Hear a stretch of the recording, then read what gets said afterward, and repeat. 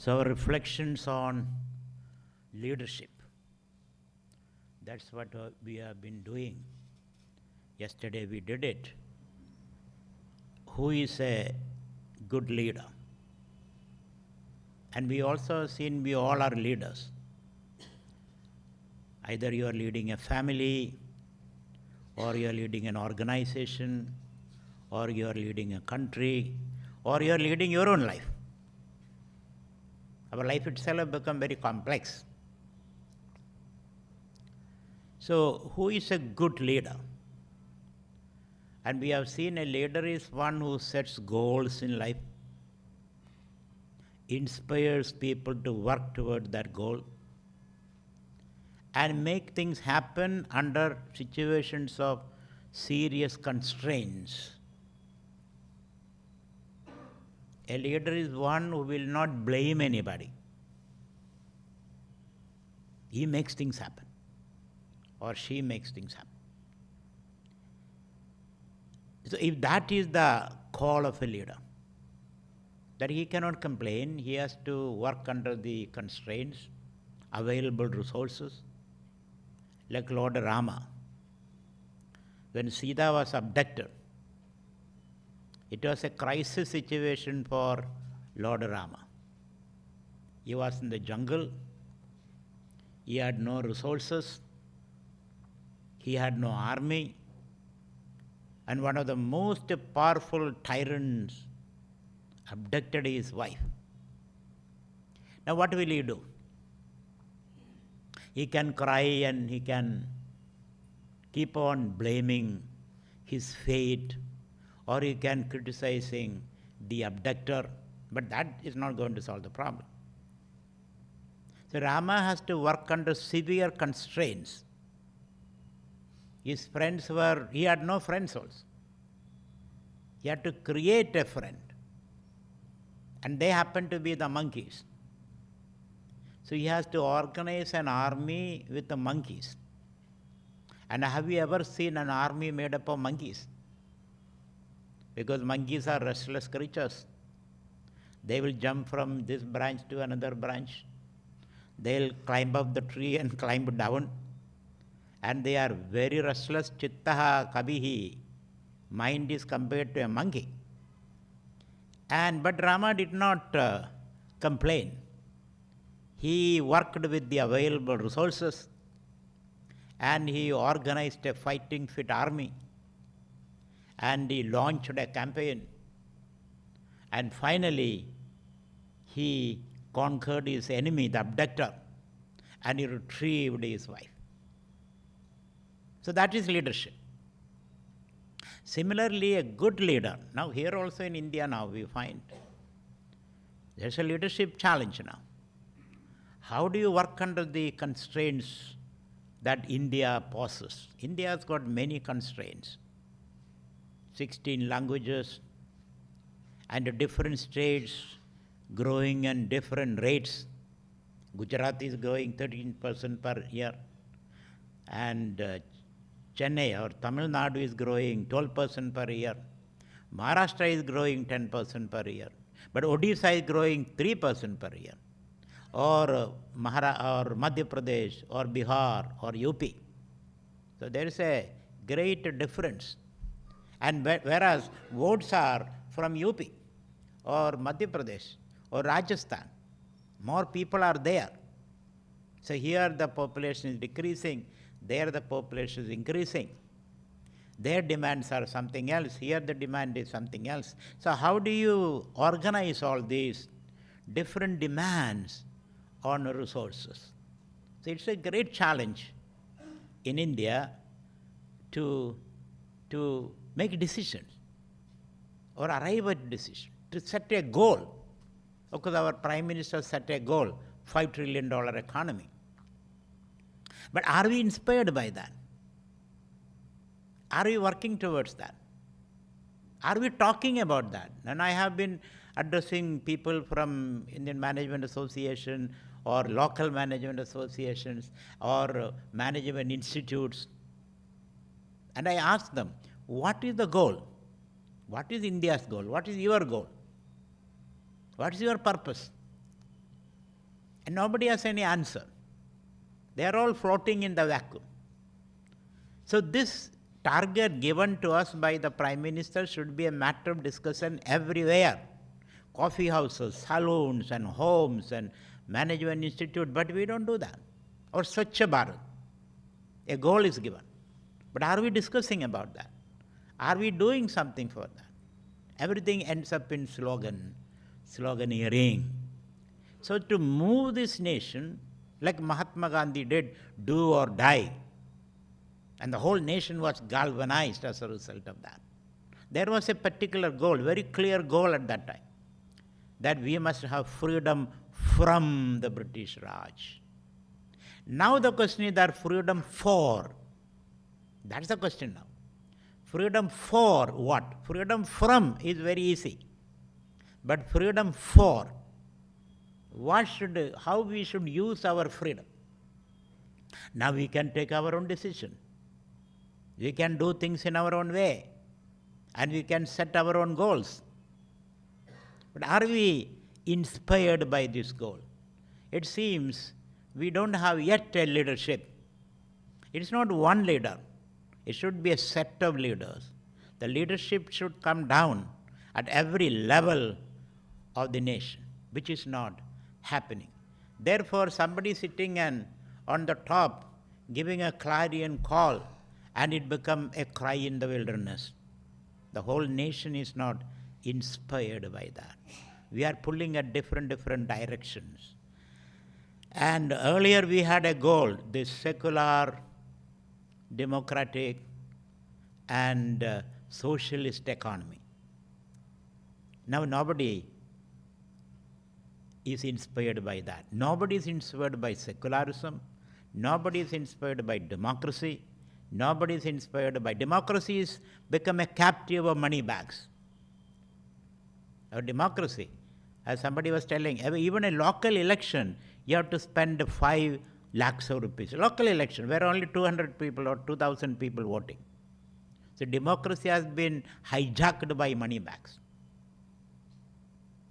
And we don't discuss properly. So democracy has been hijacked. Secularism has been hijacked. How secularism has been hijacked? Because the powers, those who take decision, they are all pandering to the needs of the small groups. As we say in politics, an organized minority is a political majority. So these small groups, they organize themselves and they have greater punch than the majority. So secularism has been hijacked, democracy has been hijacked, and socialism also has been hijacked. Socialism means the controlling the economy by the poor people. The poor people should have a share in the GDP. But then, again, in the name of socialism, the state has taken control. And the state is controlled by, again, money bags. So everything is topsy-turvy in our country. So it is a very serious situation now.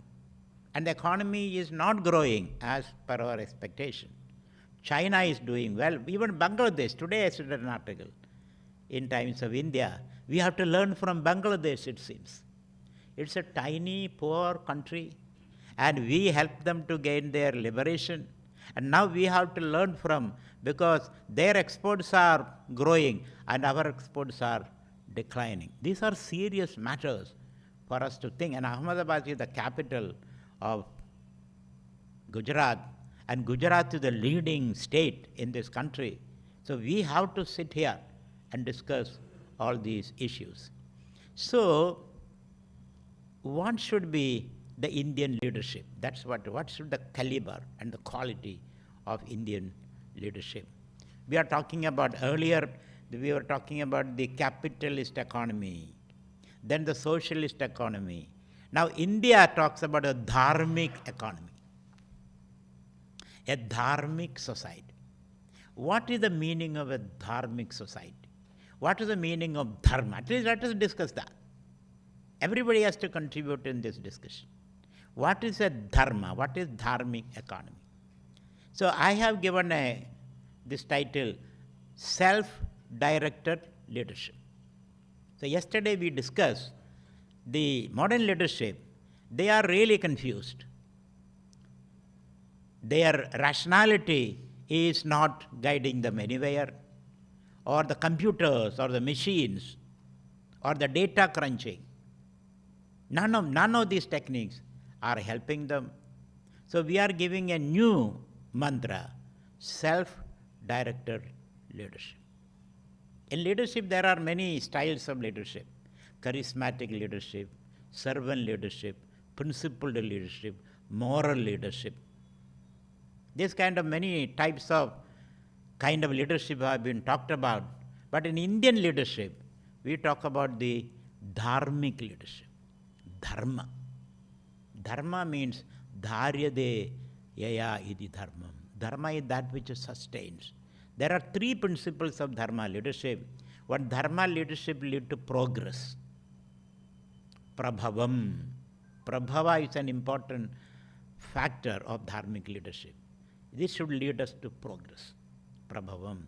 Dharana. Dharana means sustainable progress. Then ahimsa, inclusive progress. This is the meaning of dharma. Dharma has these three aspects: Prabhavam, Dharana, Ahimsa. These are the three legs of dharma. Prabhava means prosperity.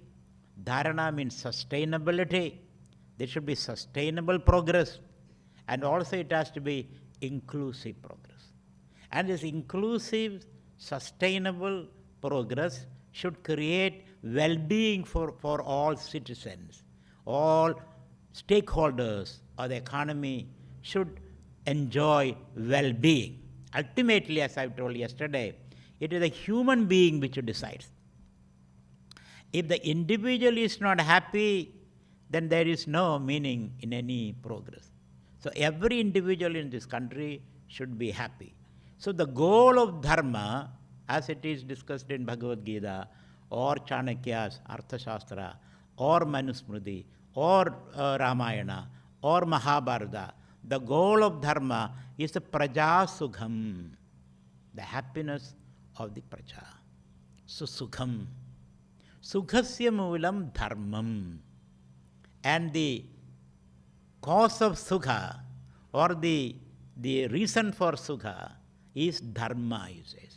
Sukhasya moolam dharmam. Dharmasya moolam artham. Because without wealth, you cannot practice dharma, he says. Dharmasya moolam artham. The ground of dharma is artham. Arthasya moolam rajyam. Artha can be, wealth can be created only there is organizations, there is community, there is corporations, because corporations create wealth. So arthasya moolam rajyam. This is Chanakya's sutras. Sukhasya moolam dharmam. So praja sukham rajya sukham. The leader's goal is to the happiness of all the citizens. Nobody should be unhappy in his country.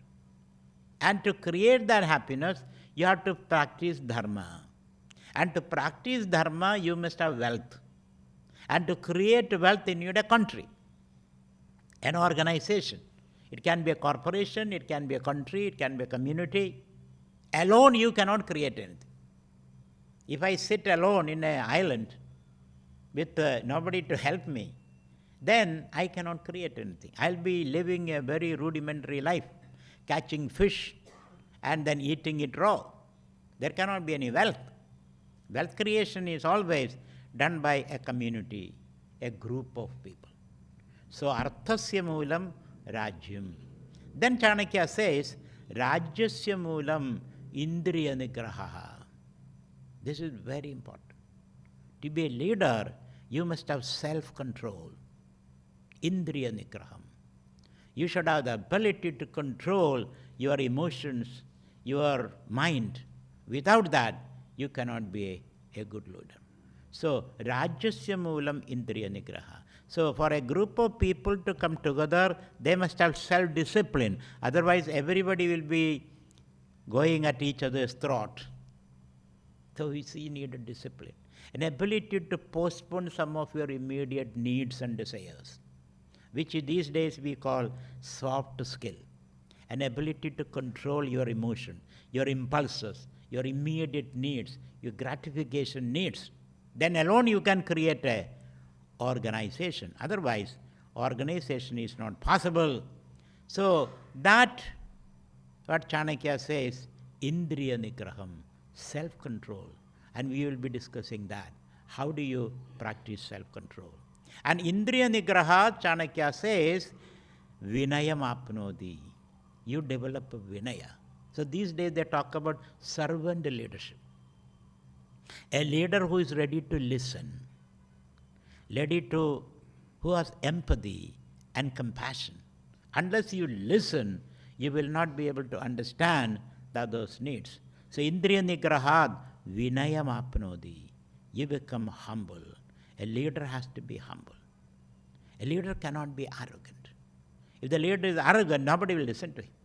And these days we are working with the knowledge workers, not ignorant people. Everybody has got skills, knowledge, domain knowledge, and we have to involve all these people. So leader need Vinayam, humility. What is humility? Humility is an attitude, you may be right, I may be wrong. If I am wrong, explain to me how I am wrong. This is called Vinaya. You may be right. Arrogance means I am always right and you are wrong. My way or all the way to the highway. That kind of attitude is arrogant. So humility becomes very, very important. And the classic example of humility is Hanuman. When Hanuman saw Sita and exchanged the ring with Sita and came back and want to convey the message to Rama. And all the other monkeys who heard the story from Hanuman, they started talking. Rama is impatiently waiting. What really happened? And you want to hear from the horse's mouth. And the Hanuman was not talking because he was not allowed to talk. Every other monkey was talking. And finally when it came to Hanuman's turn, he only said, Drishta Sita. I saw Sita. Only 3 words, only 2 words. Drishta Sita. With that he concluded the report.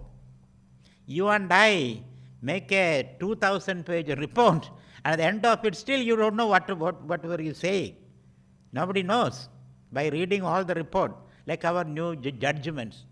Judgment runs to 2,000 pages. The judgment should be brief, so that people understand what is the punch word. But then it's all very elaborate, very detailed description. And in the process, you have to see the needle in a haystack. Still you don't understand. So the ability to say things briefly, the humility that I may be wrong. If I am wrong, please explain to me how I am wrong. This is called humility. So leader need humility. And when you are humble, you are ready to listen to all people. You are ready to you are available yourself for all perspectives. And then he says, Prajnanam, from Vinaya you gain wisdom. Then there is wisdom. And from wisdom you gain Atma Sambadhanam, you gain self-understanding. So I am going to work on that. What is the self? Self-directed leadership. And Sambadhita Atma, one who has the self under control, when you have access to the self, the infinite power of the self, then Sambadhita Atma, Sarvarthehi Samyujyeda. He has access to all the wealth in the world. So when you have control or command over yourself, when you can access the infinite power of the self, then the entire wealth of the world will roll at his feet, he said. Everything flows towards you. You become like a Krishna. Krishna means Sarvam Karshadidi Krishna. Krishna is the one who attracts everything towards him. And you and I, everything run away from you, isn't it? When you go home, your children run into their rooms, your wife run into the kitchen because nobody wants to talk to you. because you are angry, you are shouting, you are screaming. So people have to run towards you. You become a magnetic leader where everything flows towards you. Even cows and peacocks rush towards Krishna when he is playing on his flute. That kind of a personality, a magnetic personality, is what a leader should be. And for this, you must go into the very root of your personality, which is called the self or the Atman. So what I mean is Atman-directed leadership. At this point, our leadership decisions are all taken by crunching data. The more the data you crunch, the more decisions you make. So this crunching data is never complete. You don't have control of all the data. And the data are infinite. Even if you are a very high quality computer, you will not be able to assess the situation properly. So beyond the data crunching, beyond rational, linear, rational binary thinking, we need a way of intuitively analyze things. So how a leader know himself? As Gandhi said, whenever I face a crisis, I listen to the soft whisper of my soul, he says. I listen to the soft whisper of my soul. Of course, Gandhi listens to everybody, and he takes everybody's opinion, and he observes silence so that he can live in touch with the spirit. So what is that spirit we are talking about? How do you get in touch with that spirit? And invoke the spirit as you engage in the world. That's the challenge we are going to discuss. So beyond data, beyond machines, beyond rational thinking, beyond thinking in cause and consequences, is there any way of solving a problem? That is what we are going to discuss, the spirit, the self in you. What is that self? And again we are coming to the question, a leader should always ask, who am I? What is my real nature? So yesterday we have seen, so that's why I titled this talk, Self-Directed Leadership. Not rational, because rationality is always black and white. You think in terms of black and white, good and bad, which is called the binary thinking. So it's something like, these days, people, if I ask you, you say, how is that person? I ask this question. How is he? How good is he? Tell me yes or no. Is he good or bad? Tell me yes or no. What will be your answer?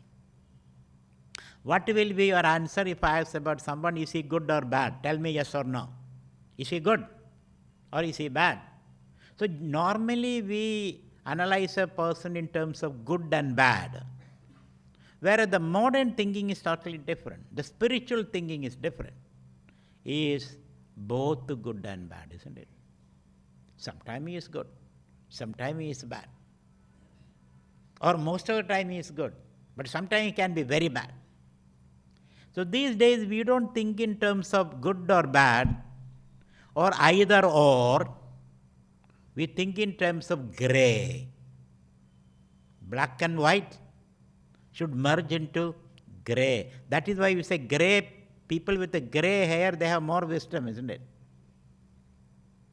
If your beard is very black, that means you are a novice. You are just learning things. So it should be grey. Grey indicates wisdom. So you cannot think in terms of either or.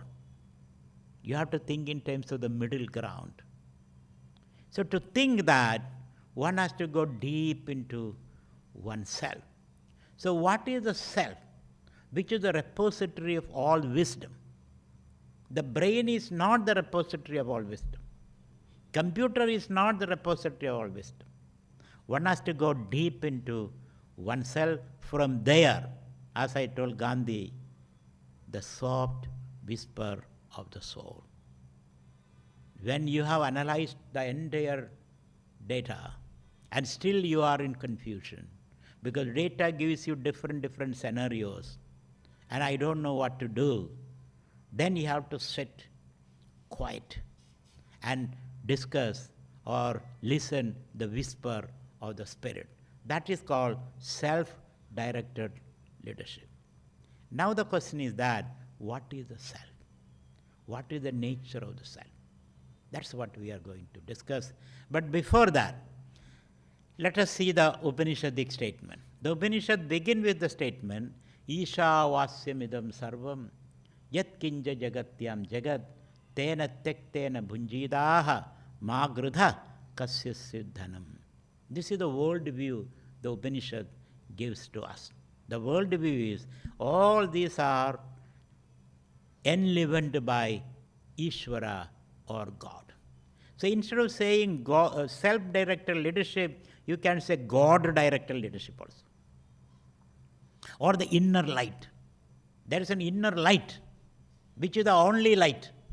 All other lights are shadow lights. There is a saying in the Upanishad, how do you see this light? I see this light because there are light in my eyes. How do you see the light in your eyes? Because there is light in my mind. How do you see the light in your mind? Because there is light of the self. It is in that light, which is called the consciousness light. You are able to see your thoughts. You have to see the objects outside. So that light, lead me kindly light. Oh light, inner light, kindly lead me. So the Upanishad says, Isha vasyamidam sarvam. The whole universe is pervaded by, enlivened by a power. That power is called Isha, or God, or Ishvara, or Bhagavan, or Brahman, or Atman. And the problem with the modern world is that Atman is completely ignored because it is invisible. What is invisible you completely ignore. But what is invisible is the ground of the universe, the ground of the mind, the ground of thinking. It's something like a tree. You see only what is above the ground, the shoot system. You don't see the root system. The root system is below the ground. But the shoot system cannot survive without the root system. But I don't see it, therefore I don't believe in it. Unless you nurture the root, you will not get the fruit, isn't it? So similarly, there is something deep down which we have to inquire. So that power is called Ishvara or consciousness. These days we talk about conscious leadership, conscious capitalism. Whether it is conscious leadership or conscious capitalism or conscious socialism, the consciousness is very important. So what is that consciousness or self? Isha vasyamidam sarvam yat kinja jagatyam jagat. And the world that you encounter is constantly changing. So leader should have the ability to adapt to the changing situation. Things are continuously changing. India is changing. The world is changing. Therefore, the leader should have the ability, the resource to adapt, to have the resilience to deal with the change which is happening. And the pace of change is increasing. It is not decreasing, it is increasing. Everything is changing so fast. And you cannot get confused when things are changing. And for that, you must know that there is something changeless in the heart of change. Isha vasyamidam sarvam yat kinja jagatyam jagat. Everything is changing, but in the heart of the changing world, there is a changeless reality. That changeless reality is called the heart or the self of the world, which is called Ishvaraha. The leader should be rooted in that center. Isha vasyamidam sarvam yat kinja jagatyam jagad tena tektena bhunjidaha. Therefore, watch the changing world. Everything is changing. Your body, your thoughts, your ideologies, technology, everything is changing.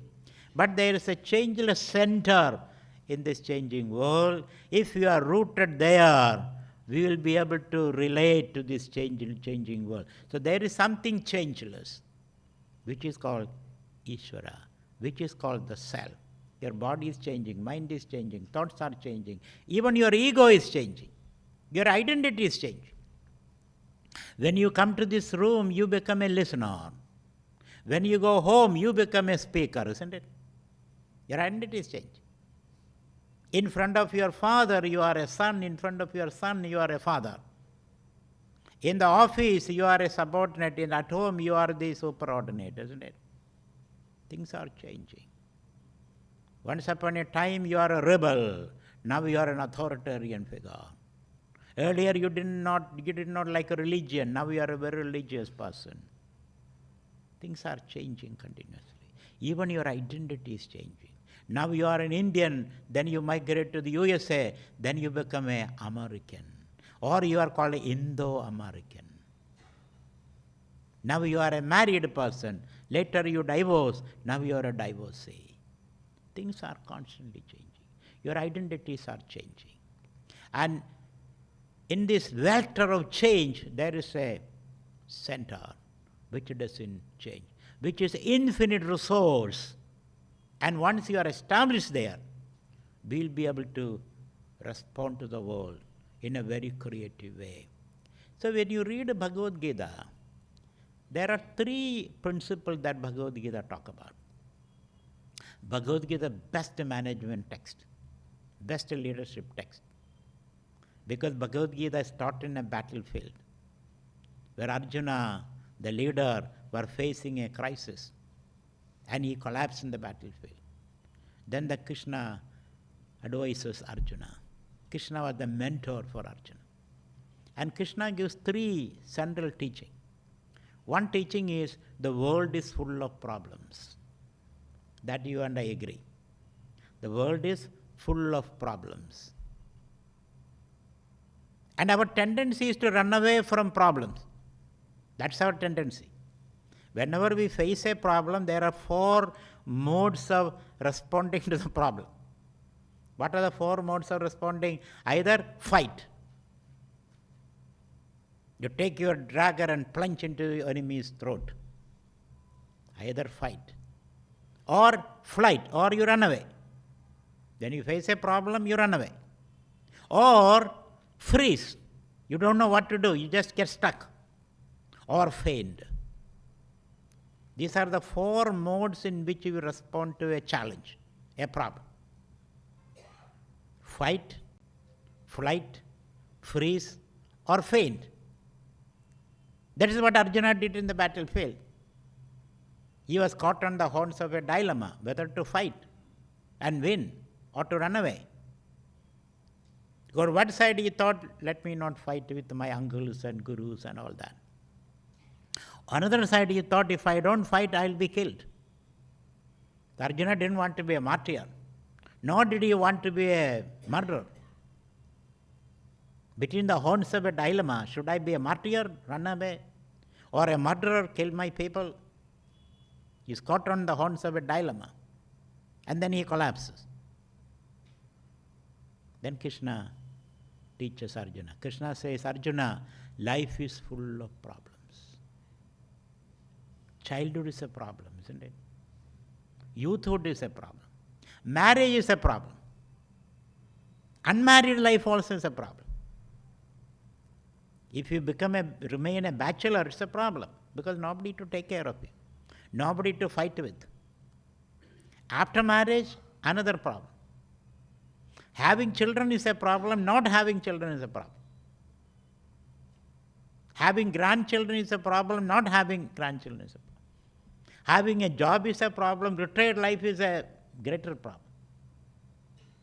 Life is full of problems. Krishna says, don't run away from problems. Look at Bhishma. Bhishma was lying on the bed of arrows. Thousands of arrows were poking his frail old body. At that time, Krishna and Dharmavtara comes to Bhishma. Pidamaha, can you give me a lecture on dharma? What is dharma? my God, Bhishma is dying, his mouth is parched, his throat is dry, and the stench of the battlefield. And that is the time to ask me about dharma. Bhishma didn't say that. Bhishma asked him to sit down. Then he gave me a lecture on dharma, which ran into 36,000 slogas. 36,000 slogas on dharma, in spite of all these constraints that Bhishma was undergoing. He was sick, he was dying, his life is ebbing away from him, he was old, and the heat of Kurukshetra. Regardless of all that, Bhishma went on and on and on and on. That shows, in spite of all the problems, you can invoke the power and the splendor of the Spirit. That is possible. So Krishna's first advice is, life is full of problems. This a leader should realize. Life is full of problems. Governing is full of problems. There is no ready-made solution. There is no solution acceptable to all. There is no perfect solution. A leader should know that. If a leader is looking for a perfect solution, he will never take a decision. Sarvarambaki doshena dhumena agniryavradaha. If you take a decision, you will hurt a few people. If you have not hurt anybody, that means you have never taken a decision. That means you have never have been a leader. So Bhagavan says, Krishna says, or the Upanishads say, the world is constantly changing, the world is full of problems, and if you run away from problem, the problems will run behind you. The problems will run behind you. And the problems will gain a power over you. And your mind will be absolutely confused. So don't run away from problems. Second advice of Krishna. Don't run away from problems. At this point, we are trying to run away. Or you are simply fighting with the problems without looking at the problem, without taking a step back and looking at the problem. So the Krishna's advice is, look at the problem and then fight the problem. So you should not run away from a problem. And when you don't run away from problem, face the problem, you have to keep the mind quiet. The quietness of the mind is very, very important. If the mind is disturbed, then you will not be able to face the problem. So first advice is, life is full of problems. Second advice is, don't run away from problem. Third advice is, when you face the problem, keep the mind quiet. Keep the mind calm. Just look at it with a calm mind. When you look at the problem with a calm mind, you get access to the infinite power of the Spirit. The Spirit is there. The self is there. But at this point, we are not looking at the self. So when you have calm mind and look at the problem, the self manifests. This is called self-directed leadership. Now we have to understand what is the nature of the self, where is the seat of the self. Then we understand the meaning of self-directed leadership. So, Ishavasyamidam sarvam yat kinja jagatyam jagattena tektena bunjidaha. Therefore, you have to practice tyagam. Tyaga means renunciation. Renunciation means watching, reflection, observation. That's the meaning of renunciation. So leader should be very observant. Leader should be able to listen to various opinions from all sides. We must lend his ears to these different opinions. So, tena tektena bunjidaha. Develop this power of observation, watching and listening. And then you can promote the self, he says. Bunjidaha. Thus promote the self. So today we will be looking into what is the location of the self. Where is this infinite power hidden? And we all have that access to that infinite power, whether you use that access or not, we have it within ourselves. And hence, one of the famous statements in the Upanishad says, Tattvamasi. I don't know whether you heard that statement. Tattvamasi. Whatever you are looking for outside, it is already within you, he says. You don't have to look outside. Look inward and discover that power hidden within you. So Tattvamasi. Tattvamasi means whatever I am looking outside is inside you. So Ishavasyamidam sarvam yat kinja jagatyam jagat tena tektena bhunjitaha ma grudha kasyasvidhanam. Don't covet the other's wealth. Don't be jealous of the other, because the other is nothing compared to what you have within you. As Emerson said, what is behind you and what is before you is nothing compared to what is within you. What is within your core, that is nothing compared to, that is most powerful, he says. So what is in front of you, what is behind you is nothing compared to what is within you. So our journey leader should always be a reflective person, a contemplative person. And our classic example is Mahatma Gandhi, a contemplative, reflective leadership, a dharmic leadership.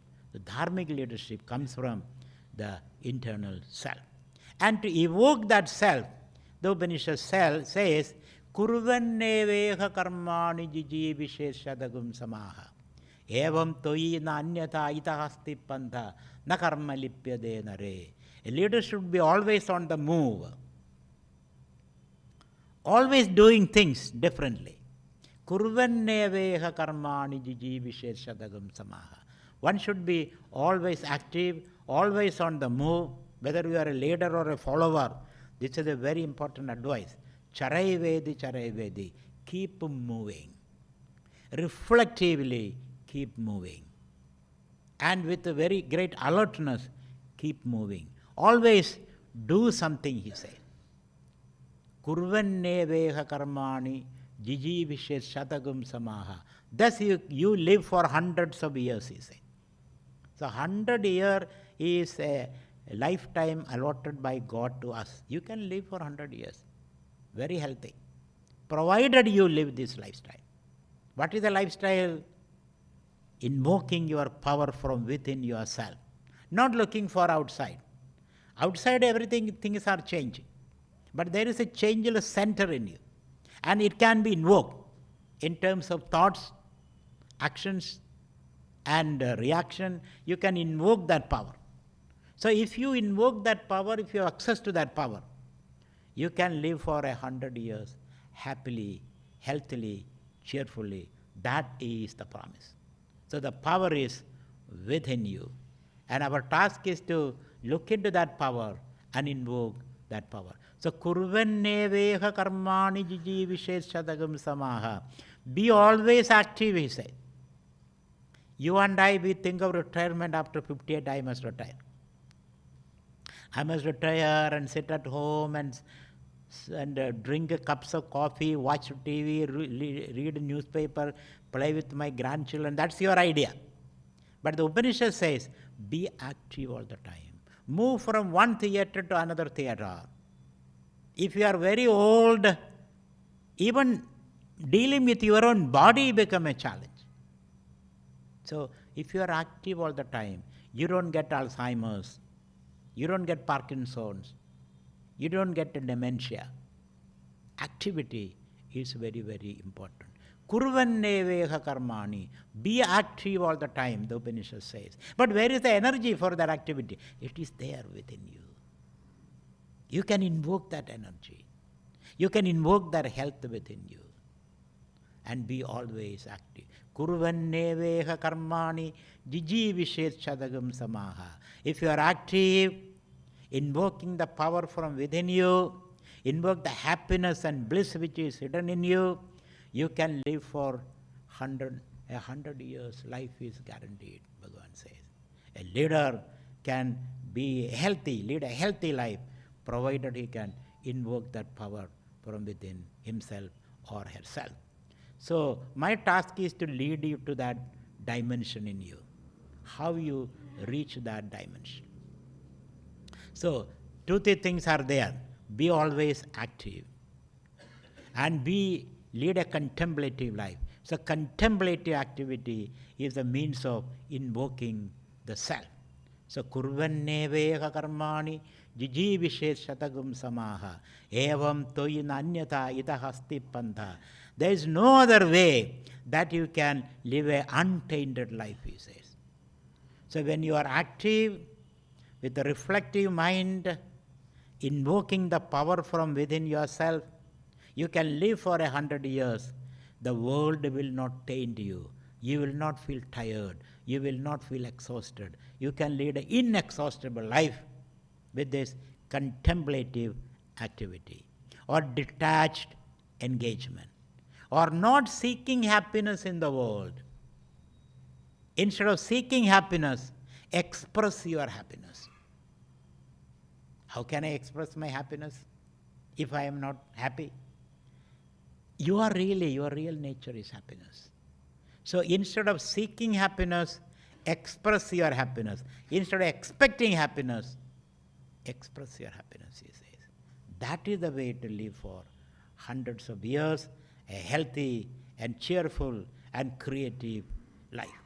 So the whole question boils down to now, what is the nature of myself? So kurvanneveha karmani jijivishet samaha. That's why maybe Mahatma Gandhi said, I wanted to live for 128 years. And Mahatma Gandhi ate very little, isn't it? He weighed only 100 pounds. This is very interesting. Gandhi, when he was leading India's freedom struggle, he weighed only 100 pounds. Jinnah weighed only 70 pounds. You and I weighed 300 pounds. Isn't it? And then still you are tired and exhausted. Gandhi was never tired. When India was celebrating freedom, Gandhi was in Navkhali, negotiating over rickety bamboo bridges, barefoot, walking 16 miles a day. That is true leadership.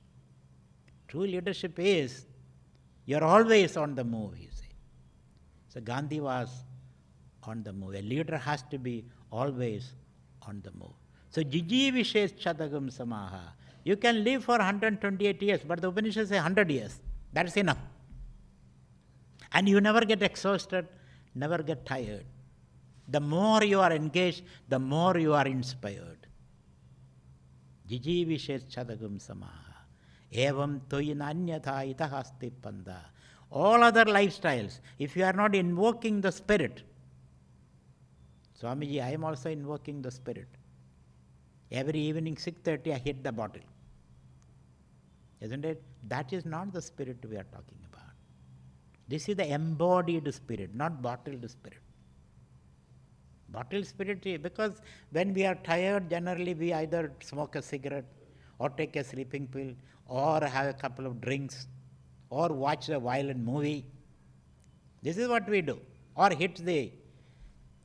I've seen people when they are under stress, they eat a lot. They eat a lot of starch because they are stressed out. But here the Upanishad solution is, when you are stressed out, when you are confused, look within. But how do I look within? What is within me? This is the question we are going to address in this Upanishad.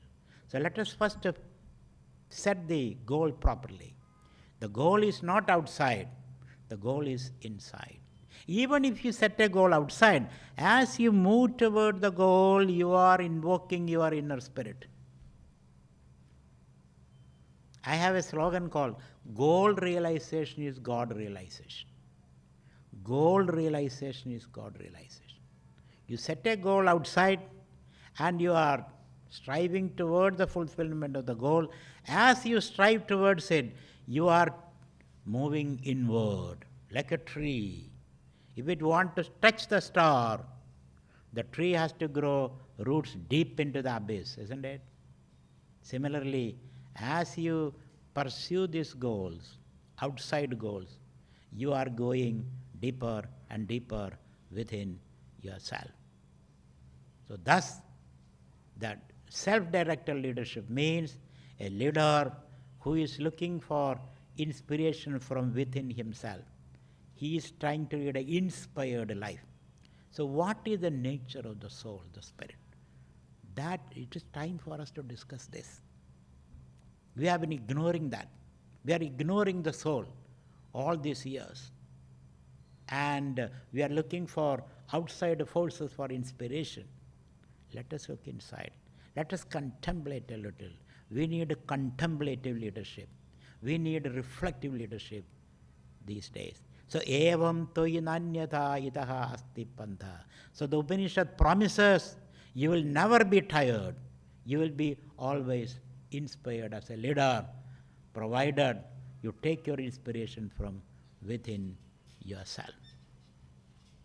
The Upanishad continues to say, Asurya namate logaha andhena tamasa vrutaha tanste pretyabhi gacchandi yeke chatmahano janaha. Most of us live in a dark world, he says. Asurya namate logaha, where there is no light. We all are blind people. Though we have these two eyes are not enough. You need a third eye. You need a third way of solving things. At this point, we are using these two eyes to get information from the outside world. But that information is not enough. You have to open the third eye. So leader is one, I give another definition. Leader is one who has opened the third eye. If you have not opened the third eye, you don't see the middle ground. You don't see the right path. You see only binaries, either or. You are with me or you are my enemy. That's the attitude. You see the world as in terms of enemies. And you are struggling, fighting with these enemies. You are fighting shadows. So, the Upanishad says, most of us are living in a world of darkness. We are blind. We see only either or situation. My friend, my enemy. We don't see the middle ground. So choose the middle ground where all of can be included. An inclusive development. We have to open the third eye, the inward eye. A leader is one who has opened the third eye. So Upanishad says, Asurya namate logaha. Most of us live in a world of darkness. What is the world of darkness? Thinking in terms of dualities. Me and my enemy. Me and the other. And I am always fighting. I am always fighting with the other. I am not able to include the other. Asurya namate logaha. Andhena tamasa vrutaha. And this world we live is full of darkness. We are living that small circle called dukkha. Don't we say that? Dukkha. Dukkha means, du means very little. Kha means space. Dukkha means very limited space. We all feel boxed in a little spaces. Even a leader is boxed in little space, so that he is not able to involve everybody. He is always thinking in terms of enemies, demonizing the other. Unless there is a demon, you cannot lead, it seems. For America, first it was Soviet Union was the enemy. Then it became Japan the enemy, my God. Now it is China the enemy. They always need an enemy. Without an enemy, you cannot inspire people. Like, we control children. Children say, there is a ghost sitting there. Don't go to that room. Why you should not go to the room? Because you have kept some money there. And the child who goes there, he may take that money. Therefore, before you go to office, you say, there is a ghost sitting there, don't go to that room. And the motive is something different. And the children grow with that fear. Thereafter, they don't go to the bathroom because some ghost is sitting there. So the mother has to sit in front of the door when the child goes to the bathroom. So you create that fear. At this point, our leadership is motivated by fear. They create a lot of fear. Whether it is in this country or outside, they always need a demon to get motivated. That is not perfect leadership. So here he says, Andhena tamasa vrutaha. We are living in that little space of fear. Fear determines our activities. The demons decide what we should do.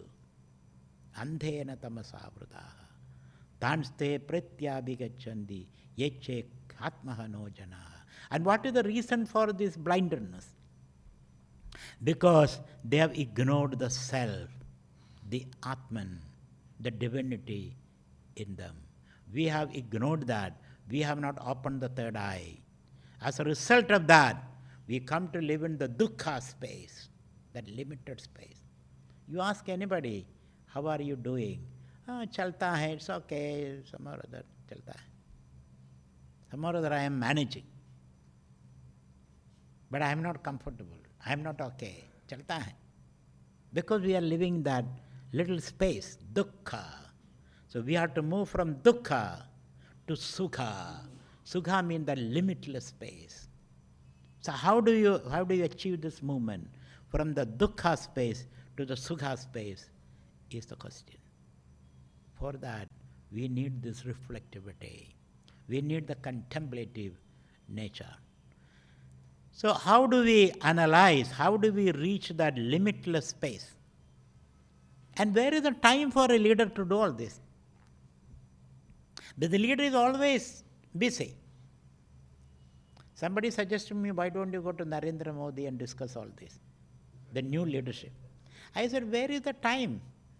If I go to him and he doesn't have the leisure to sit and discuss. Because all the time his mind is worried about 101 things.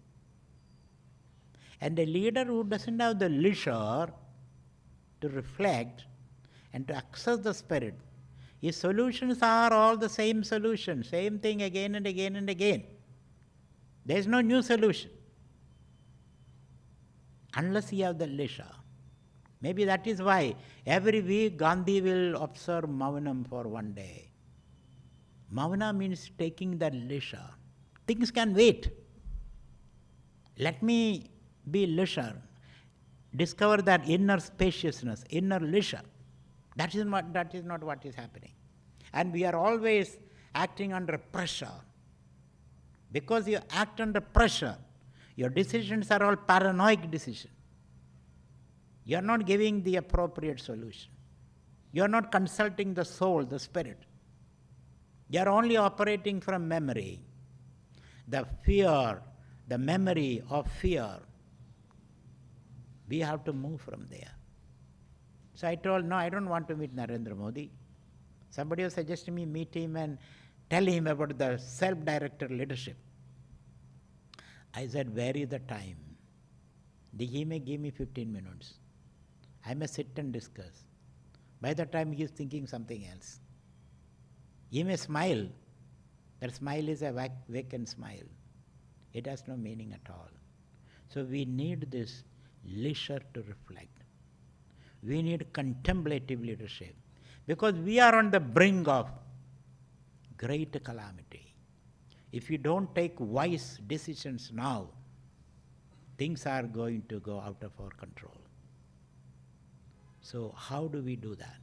In the midst of activity, we must be able to reflect. Because this world will constantly change, you cannot control that. We have no control over that. Whether you are a leader or a follower, that's the situation. So within this busy schedule, we must be able to reflect. It has to become a habit. It is only from the reflectivity we can reach this, the spirit that we are talking about, the invisible spirit. So how do we go about? At this point, we are operating in darkness. Andheneva niyamanayatanda. One blind man leading another blind man. Both of them will fall into the nearest ditch. Decisions are all problematic decisions. We are not solving problem. We are only adding more problem. It's something like that. A person who lives in Mumbai, he lives in a small little apartment, just one room. He has got his 13 children, his wife and his mother-in-law, father-in-law, everybody is in that one room. So life becomes miserable for him. Nobody can sleep, nobody can do anything. So he goes to his guru. Because Bombay floods, you have seen. One room is kitchen, bedroom, reception room, and everything is there. Bathroom, everything is there. So he goes to his guru. In India, whenever you have a problem, you go to the guru, isn't it? Guru seems to have all solution. The real guru is one who helps you discover your own solutions, I tell you. Real guru will never offer a solution. Real guru will help you discover your own solution to your problems. Any guru says, I have a solution, I have master key, I am handing over to you, don't trust him. Because he is manipulating, he is taking you for a ride. His solution is not your solution. Each one of you have to find your own solution. That's where the end of Bhagavad Gita, Bhagavan says, Edad vimarsya sheshena yadechasi tada kuru. Whatever I have told you, critically review my advice and take your own decisions and be responsible for your decision. Don't quote me, don't blame me, says Krishna. End of it.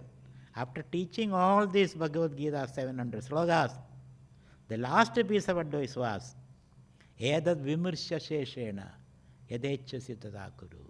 Now you reflect and take your own decision and feel responsible for that. Don't quote me, don't blame me, he said.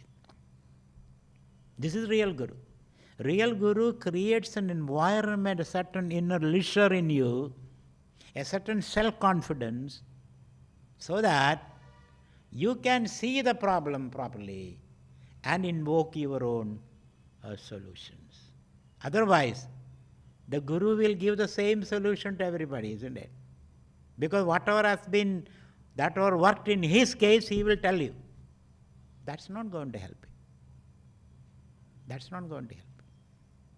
He is not, he cannot solve your problem. Even Bhagavan, Krishna says, I cannot solve your problem. You have to dig deep into yourself. Actually, my place is there. I am the Andaryami. I live in you. These words I utter is insignificant. What is important is, listen to me from the I live in you and listen to that soft whisper of the soul. That capacity we have to develop. Unless you develop that capacity, your solutions are the same old solutions. Things have changed. So how do I get access to that spirit? Until you get access to that spirit, you are living in darkness, he says. You are living a mechanical life. You are offering the same solution. You are operating from the cesspool of memory. So how do I get into that?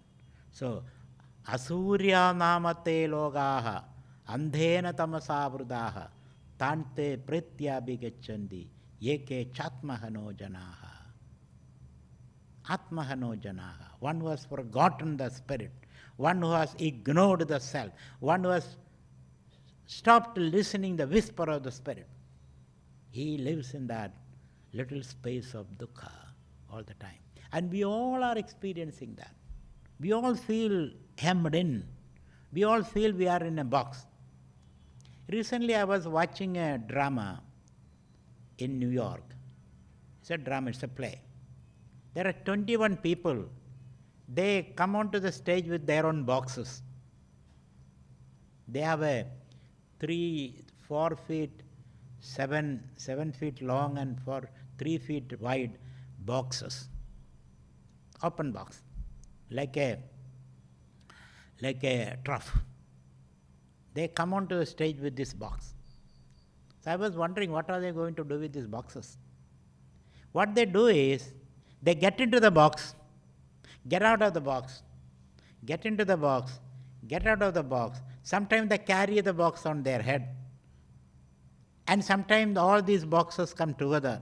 and all of them get on the top of the box and dance on the box, again come down and separate the box, get into the box, get out of the box. This is what we all are doing. This is what we are doing. We are getting into these little boxes. Get out of the box, get into the box. Sometimes we collect all these boxes, stand on the top of the box. That they create a platform and dance on the box, again come down, separate the boxes. Finally, tired, they go with their boxes inside. Drama is over. This is the drama we are playing now. We are bringing our own boxes, our own conditionings, our own ideas, and suffer. And you say, I am suffering. Get out of the box. Out of the box thinking, as they say these days. So how do I go deep into myself? How do I become reflective? How do I listen to the whisper of the Spirit? So the Upanishad warns, at this point you are living in a box. You are living that limited space within your own limited interest. You are not able to get out of that. That is the suffocating feeling we have as a leader and as a follower. And the leader has this greatest danger because he is so busy. Leader has to be very busy, isn't it? Leader has to be very busy. There is a saying, if you are a busy person, you will have time for everything. It is only an idle person who has no time for everything. So how do I reflect while you are dealing with this ever-changing world? Ever-changing world. Constantly changing. How do I reflect is the question. So now you have to ask the question, we all have that idea that I am.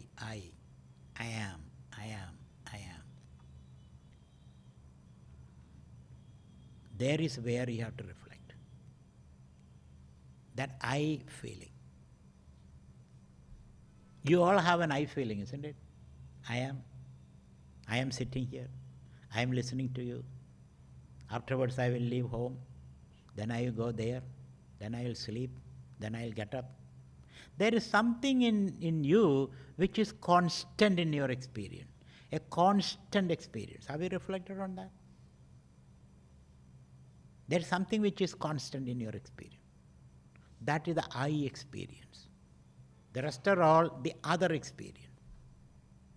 Now you are listening to me, and this will not last long.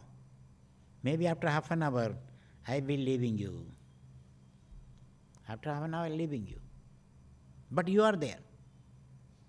So to reflect, how do you reflect?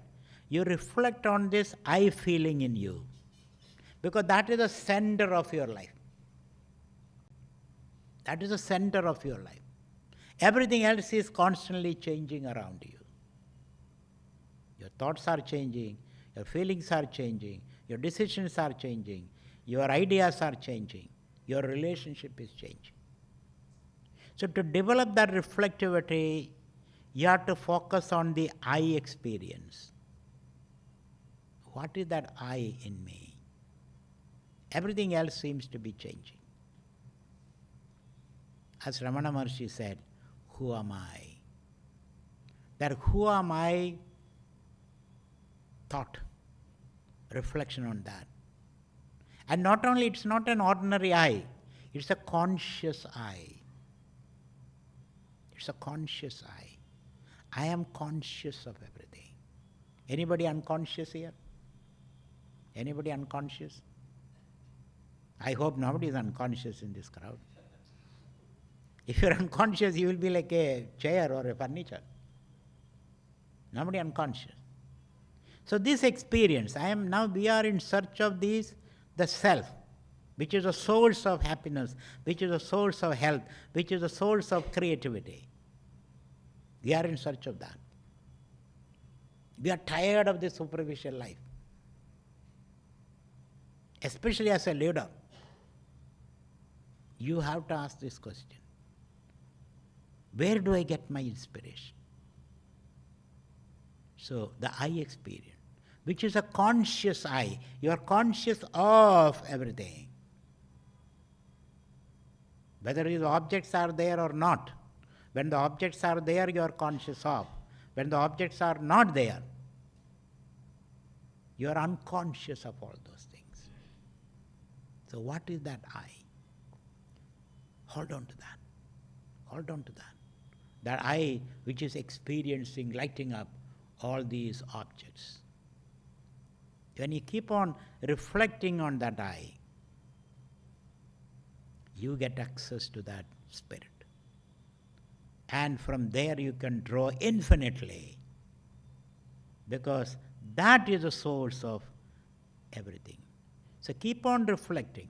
So while you are interacting with the world, on another side you must be able to reflect on this.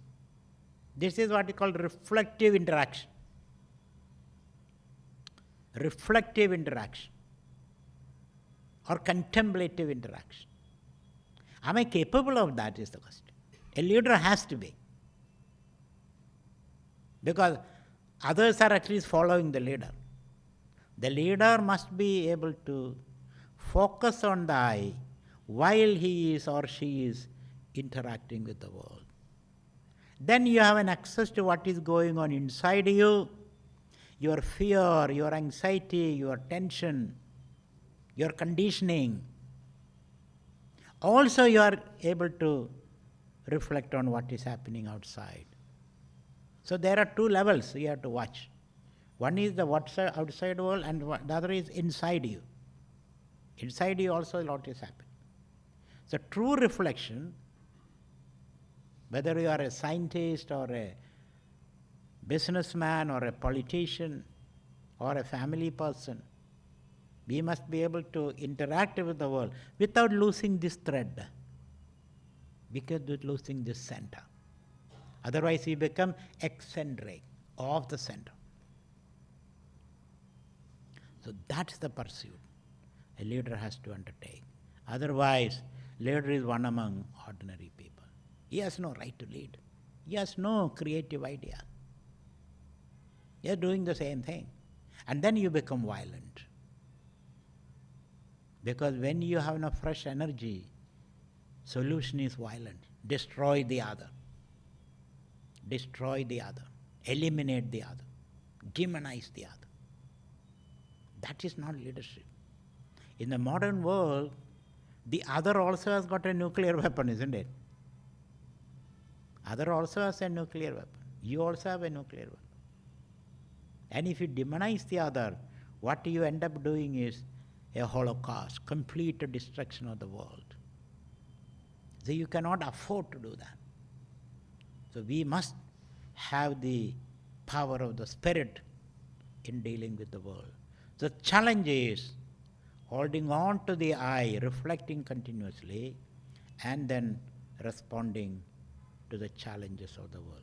We need such leaders now. Other leadership is not going to solve the problem, because that is violence. That is lack of energy. When you have lack of energy, what do? You destroy the other, isn't it? That's the only solution. That's the only solution. And that solution is we cannot afford that, because we are living under the nuclear umbrella, the threat of nuclear war. So the leader has to go deep in search of new, inclusive, sustainable solutions. That can come only by asking this question, who am I? And where will it lead? Where will it lead is the question, which we will see tomorrow. We'll see tomorrow how to work on this. Where will it lead? And what will happen to the world? What will happen to me in that search? The time has come, I tell you. All leadership has no value these days. We have to invoke the infinite power of the Spirit. All other resources are getting exhausted. Oil is getting exhausted. Water is getting exhausted. Trees are being cut down. Rivers are polluted. We need a new, fresh source of energy as an individual as well as a leader. After all, the leader is an individual. First and foremost, is an individual. So this question becomes very, very important in the new world. Otherwise, we are working in boxes. Small, small boundaries. So let us leave with this question. You think about it. And we see what the Upanishad has to say about this question, which we'll see tomorrow. Thank you very much.